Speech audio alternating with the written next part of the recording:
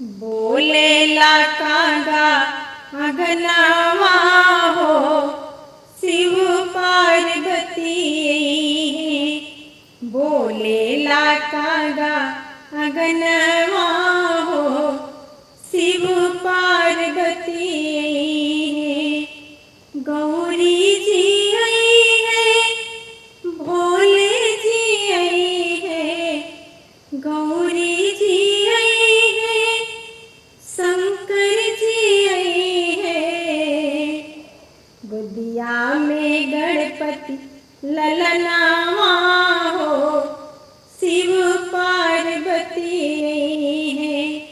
गोदिया में गणपति ललनावा हो शिव पार्वती है। बोलेला कागा अगनवा हो शिव पार्वती है। गौरी जी के चुनरी चढ़ैबे। गौरी जी के चुनरी चढ़ैबे। शिव जी के मिर्गा के छाला हो शिव पार्वती है। शिव जी के मिर्गा के छाला हो शिव पार्वती है। बोलेला कागा अगनवा हो शिव पार्वती है।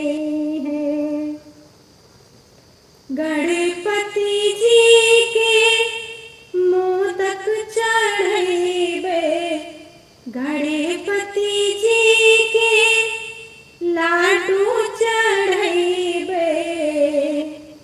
शिव जी के भंगिया काला हो शिव पार्वती है।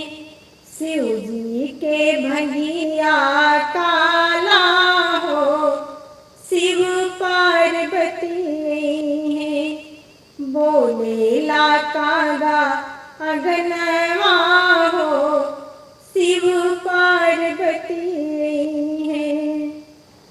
कार्तिक जी के हार चढ़ैबे। कार्तिक जी के हार चढ़ैबे। शिव जी के सर्प के माला हो शिव पार्वती है। शिव जी के सर्प के माला हो शिव पार्वती है।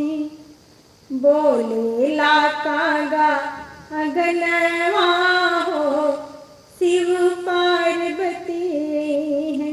बोलेला कागा अगनवा हो शिव पार्वती है। शिव पार्वती है। श्री शिवाय नमस्तुभ्यं। हर हर महादेव।